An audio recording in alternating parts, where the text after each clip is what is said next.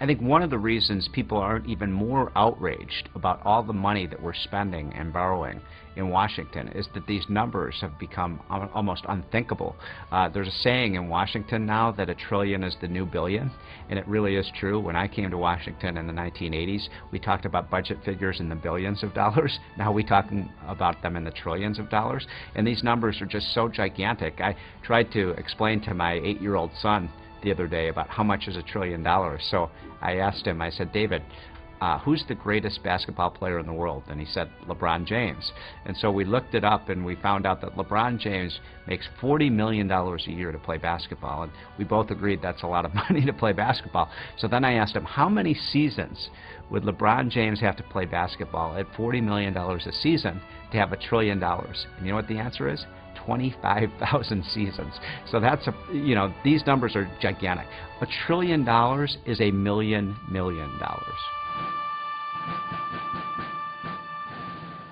There was a cover story in Newsweek magazine. The cover story was with the title, "We are all socialists now." Well, the heck we are. We're not. We are a freedom-loving people. And since almost the beginning of time, but for a very long time, when Aristotle was making observations about the nature of government and the nature of human liberty, we've known that there's been that tension between the bigness of the state and individual liberty. And we're seeing that played out right now in America. And those who want to have prosperity must understand prosperity comes when free men and free women and free markets create wealth and create opportunity.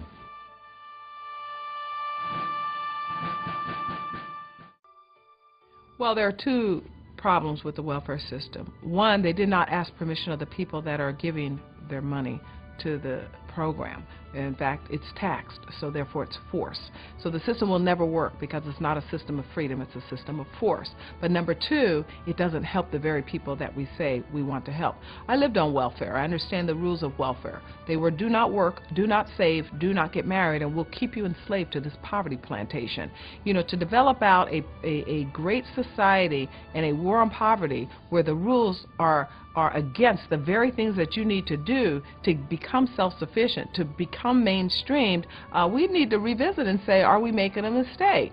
How do you say I'm trying to help somebody when you build 4,000 housing projects across this country, you redistribute $400 billion a year, and then you concentrate that poverty and put over the folks that are living in them rules that say don't marry, don't work, don't save, and we'll keep you here.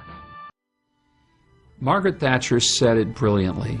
The problem with socialism is that sooner or later you run out of other people's money. I read a book years ago, and the name of the book is called Why Democracies Perish, and it was written not by some conservative Republican, it was written by a French communist named Jean-Francois Revel. And here was the essence of the book. Here's what he said. That democracies perish when people begin to understand that they can vote for themselves largesse out of the public treasury. And once they begin to recognize they have the ability to take other people's possessions and vote it for themselves, they will begin to do that increasingly to the point that they take more out than they've put in. It shouldn't take a genius to figure out that if you draw more water out of a cup than you've placed in the cup, there's a deficit. And so what happens is when people start saying, well, here's a need over here and here's another one, as long as people have money in their pocket and they can continue to cough it up, that might work. But there comes a point at which too few people are working for the vast numbers of people who have decided to wait to see what those working people are going to provide for them. It collapses within itself.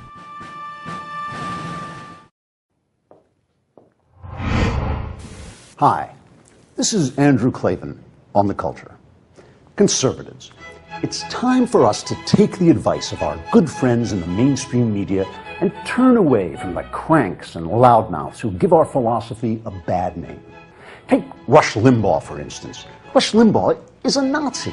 Look at this. The Nazis were anti-individualist, anti-religious, racist believers in the state and its charismatic leader above everyone else. And Rush Limbaugh disagrees with those things. In fact, it's the mainstream media that supports a powerful state and charismatic leader and rushes for individualism, equality of opportunity, regardless of race or religion, in a small state with a leader hemmed in by multiple checks and balances. So Rush is not really a Nazi. He's more kind of like a constitutional, freedom-loving American type guy. Glenn Beck, though. Glenn Beck is scary. He's got the crazy blackboard. He's always ranting about President Obama installed this czar in the White House and that czar without congressional oversight. And there was the green job czar who admitted to having been a revolutionary communist, and the science czar who wrote a book advocating government control of how many babies you can have, and the safe school czar who admits he uses the word safe as code for promoting homosexuality in schools, whether parents approve or not. So Glenn Beck's show is scary because, well, because those people are in the White House. It's not really because of Glenn Beck, who's just doing the job the mainstream media won't do. Okay, but wait. Ann Coulter.